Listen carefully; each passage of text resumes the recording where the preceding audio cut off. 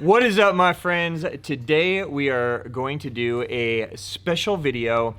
We are going to compare two rods and try to help you guys choose between two of the most talked about spinning rods on the market. The Megabass Destroyer P5 Windbuster that we both love, and the brand new G Loomis NRX Plus 872S. We've been getting tons of questions on how do these two rods compare. So today we're going to break it down. We've both spent time with both of these rods now on the water. We're going to give you our insight to which one you should choose. So if you're ready, let's do it. You ready? I'm ready. Let's do it. Let's go. Welcome to the Hookup Tackle. The Hookup Tackle is the world's largest showcase of Megabass products, featuring baits and colors not found at any other dealer. The Hookup also offers a wide display of OSP, Evergreen, Depths, Lucky Craft, Jackal, and many more. The Hookup Tackle is owned and operated by family, is staffed by guides and verified tackle nerds who love helping anglers elevate their craft. If you're in the Phoenix area, we'd love to have you stop by our showroom and check out the wonderful world of Megabass and the Hookup for yourself.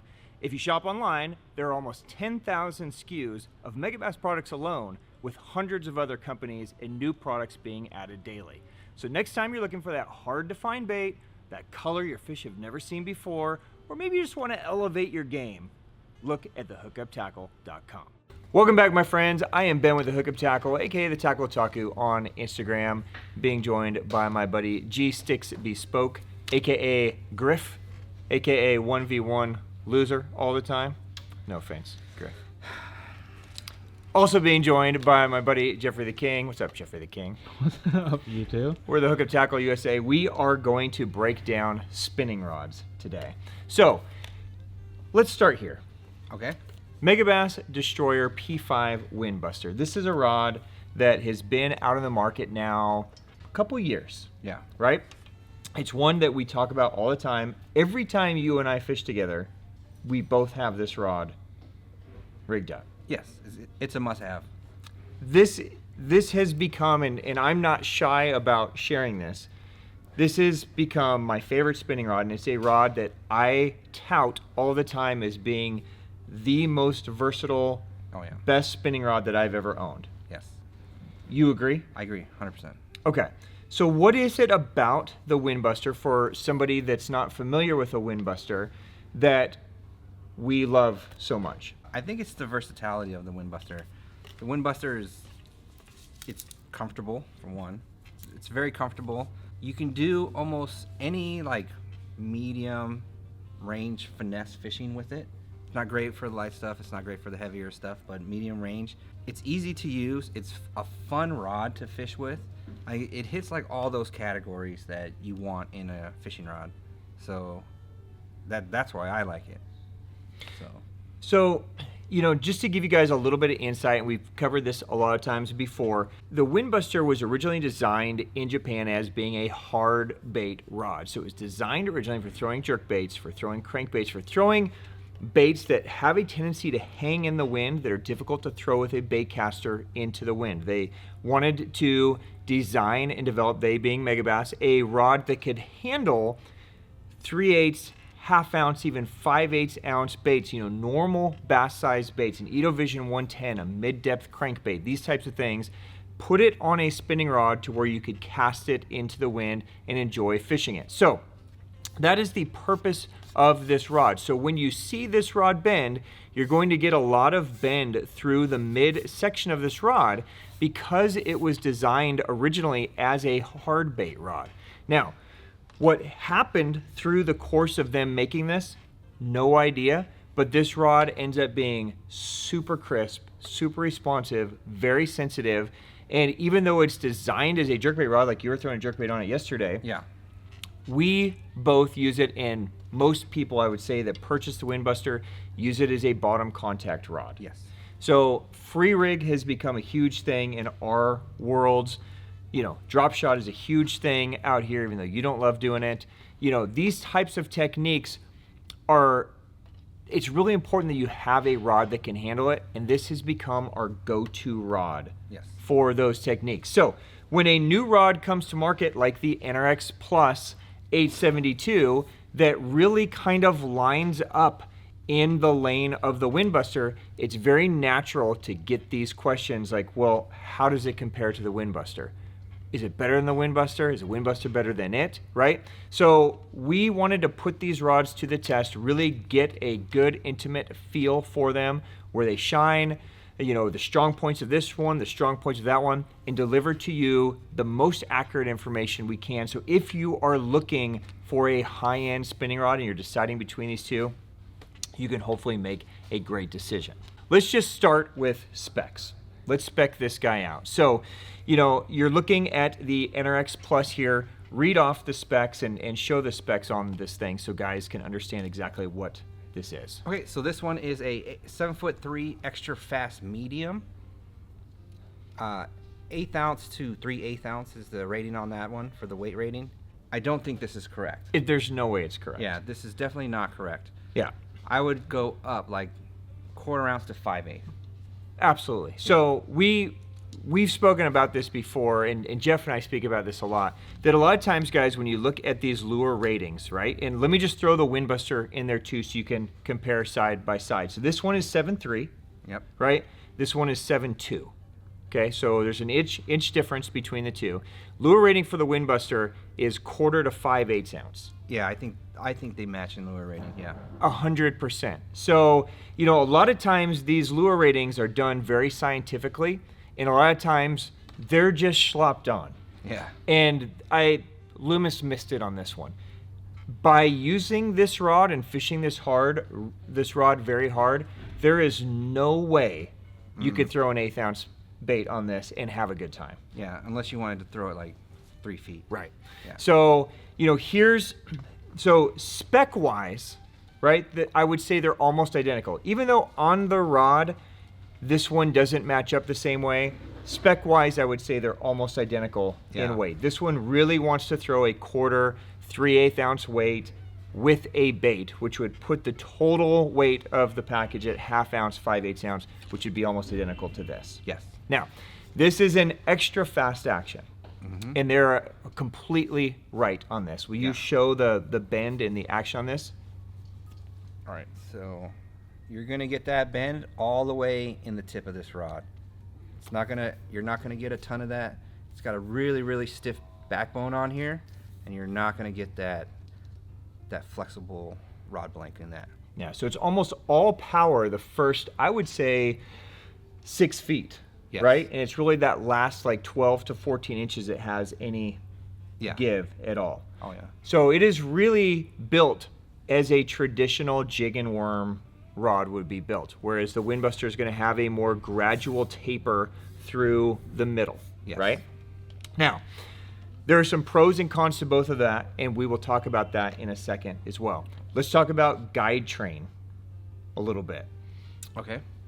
So this one's going to have pretty standard guides for the first 3 guides here, and then you're going to go into reflex guides all the way till you get to your tip.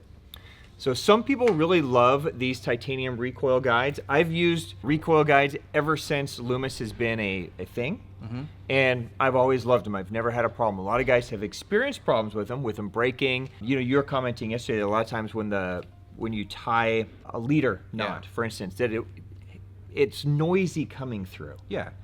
It's noisy coming through, but it doesn't change the performance of casting. You cast well, you just hear it and it sounds like something's gonna break. Right. But you know it's not. Like these recoil guides, like they serve a purpose on the rod. They're just not there to look fancy or to be cool, and they do it very well. Right. Yeah, they're definitely something that is good for these rods. Yeah, yeah. So, you know, the hybrid Guidetrain here on the Windbuster, you're going to have more of the traditional Guidetrain up. In fact, if you look at the guides, I mean, they're identical. You basically have, you know, virtually identical titanium guides going all the way up on there. But this one doesn't transition to recoil, just stays with standard guides all the way up. So just a single Guidetrain, a hybrid Guidetrain on here. Yeah.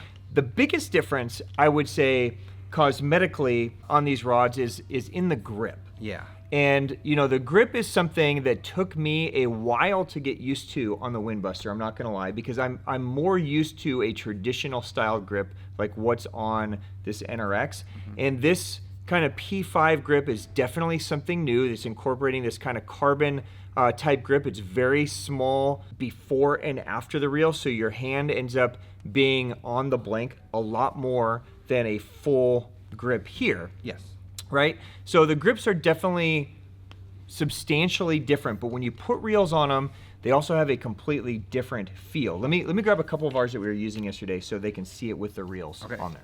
How we ended up using these is, you know, this is the combo that for the last 2 years has been my bread and butter. And this is a Windbuster with an Exist 3000 on there. And I know that you've used the Exist and the Kage 3000. I think the whole key to the Windbuster is the 3000 is pretty important. Yes. This rod needs a 3000, right? So when you hold this, you end up having this very small footprint in your hand, right? So you have to kind of play with this to figure out exactly where the comfort level is, but for me it's basically one finger behind, and then this carbon piece just fits in my hand perfectly, and so I'm kind of right here on the rod. So it's a very small footprint. It's so light, it doesn't feel like I'm holding much. Yeah. Now, on this, we teamed it up with the brand new, this is the 2022, not even out to the market yet, Shimano Stella. Right? And again, we went with a 3000 size just because it seemed to be the right size to fit on here. But obviously a much bigger grip, a much more aggressive forward cork grip, and it's thicker. What are your thoughts on this grip after using it versus this guy? Well, when I use the Windbuster, I feel like my hand is so close to the reel that it gives me a little bit more comfort. And in this one, I felt like I had to put my hand a lot more forward just to get my fingers on the blank. I think the rod sensitivity compensates for this big grip and not having your hand on the blank. So I was just trying to get more comfortable with trying to put my hands back a little bit where I normally have them. But I fish most of the day with my hands up here. Yeah. Yeah. So this way, can I trade you rods really quick? So, you know, traditionally with a spinning rod, most people find some kind of grip in here where they put some form of fingers behind the reel and some form above, right? Forever, I've always used my reel above the grip because I've used Loomis for so long that this has just always been my natural grip to always be here anyways. So when I went to this rod this week, this was kind of like going back home in a way. This was, you know, this Megabass grip I had to kind of relearn because it's so small and so tight and compact, right? So I don't know that I preferred, did you prefer one grip over the other? Well, the smaller, more ergonomic grip for me is just, you know, I got small hands, so it just makes more sense to me. Okay. Like I'm like my hand is almost covering the whole thing. Right, your hand takes up the whole piece. Yeah, I'm connected to every piece of this rod when I grip this, Right. Now, if you didn't want to be above the reel, you could still come back here, and this is actually designed kind of ergonomically for your thumb to fit here, right? Which would mean that your hand would be back here on the reel. This is actually how they design these reels. But as you kind of alluded to, the sensitivity is so high on this that maybe you don't need to have your hand on the blank, but the more your fingers are on that blank, it's just less stuff for vibration to have to transmit through. Yes. So if your finger is here on this blank, science would put the transmission to your finger faster than if your finger is on this cork and the vibration has to go now through the cork to your finger as well. Yes. Right? So, you know, if you want the max out of your rod, you kind of have to be above on the blank, and that's where you are here. You're not just on the blank, but you're also on a piece of metal. Yes. And we've talked before also that Megabass, you know, every year Megabass studies as many different materials as they can to see what transmits vibration and sensitivity through to the end user the most. And year after year after year, they come back to metal. The metal just, it amplifies transmission to your hand. So that's why when you look at a Megabass rod, anytime your hand is supposed to sit somewhere, it's almost always touching some form of metal, and that's just to amplify the feel to you. Yes. Right? So let's talk here a little bit about overall use. So we've kind of spec'd it out now. We've showed them. Let's talk about our general thoughts and where each rod shined for us and how we felt about them. Do you want to start? Yeah. Okay. So obviously, we've had a ton of experience with the Windbuster. The Windbuster is amazing, and it does a lot of things very well. And throwing the Windbuster, the free rig is like the go-to technique. You know, we're always going to bring it. We're always going to be throwing the free rig. The sensitivity of the Windbuster is great, but the NRX killed it in the sensitivity department. Agreed. Yeah. I didn't think. Let me throw this out there. Okay. NRX has always kind of been held as the standard in sensitivity. Yeah. Right? Since NRX has been a thing, everything has always been compared to NRX. Yeah. Probably the number one question I get in the store when talking about a Megabass or a Dial or any other brand is, well, how does it compare in sensitivity to an NRX? Yeah. Right? So the older NRXs are very comparable to the Windbuster, right? And then so why get an NRX when you can have a Windbuster? And there's never been an issue with sensitivity with the Windbuster. Right. My first cast with this rod, my mind was blown. Right. Like, I didn't know what was going on. I could feel the water shift directions underneath. It was it was stupid. So right? you weren't there for my first cast. My first cast to Jeff, I was throwing a free rig, 1/4 ounce weight in current, right? And I threw it up there and I go, holy shit, I could feel the weight bouncing on every single rock. Yes. Right? So the sensitivity, no question, goes to NRX in here. Yes, absolutely. The Windbuster is amazing. Amazing. The NRX is a whole other level. Yeah. So if squeezing every single ounce of sensitivity out is important to you, that NRX crushes it. Yeah. It's dope. Yeah, for sure. Yeah. Okay. So what I did notice is when I would switch though, the Windbuster was a lot lighter. Everything about it felt more comfortable to me. The hand feel, the comfortability. Like if I was going to spend the whole day on the water with a spinning rod, it would have to be the Windbuster, just because I feel like it's going to save my wrists. It's going to save, I have a bad shoulder, so it's going to save my shoulder in casting. Casting was a lot easier on it. So now, do you think that also was from the Exist versus Stella, or do you think that is just based on the grip, based on the rod? I just think the NRX is just a heavier rod. Okay. When it's a jig and worm rod. Yep. It feels like a jig and worm rod. Yeah. Yeah. So one thing that I noticed immediately between these two is that the NRX, because it is super, super fast at the top, does not load at all on the cast. The loading was terrible. So if casting distance, like maximum casting distance, is important to you guys, the Windbuster is going to destroy the NRX every single time. Because the Windbuster loads so much more because of how it bends, it just gets so much more load and you get greater distance, easier casting, more accurate casting. With the NRX, your timing is going to have to be very, very spot on. I'm not saying you can't bomb a cast on this rod. It's an unbelievable rod, but you're going to have to adjust to it because it's very fast. So your timing has to be spot on your release, and you're just going to get a very sharp little snap, which is why, going back to the beginning, we said there's no way you can throw an 1/8 ounce bait on this thing. There's no load. It's impossible. So don't look at this rod and think that you could get away throwing a little light hair jig or something like that.